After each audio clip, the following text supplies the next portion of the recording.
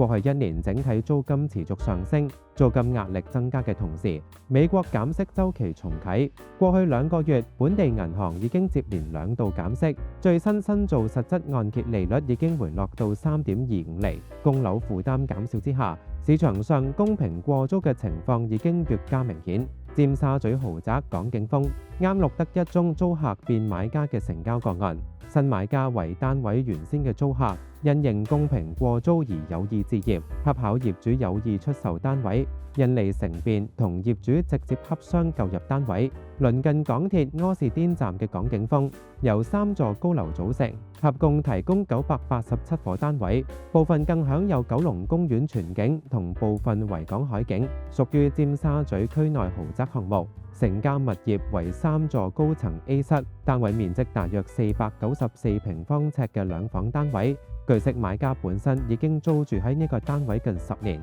對單位十分滿意。喺銀行連環減息之下，最新嘅供款金額已經同租金相當接近。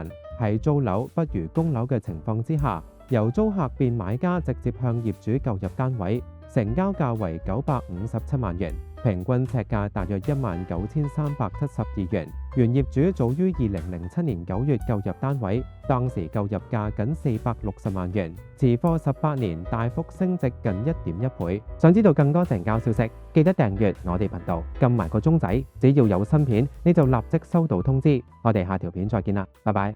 Century 21. This is our time. This is our century.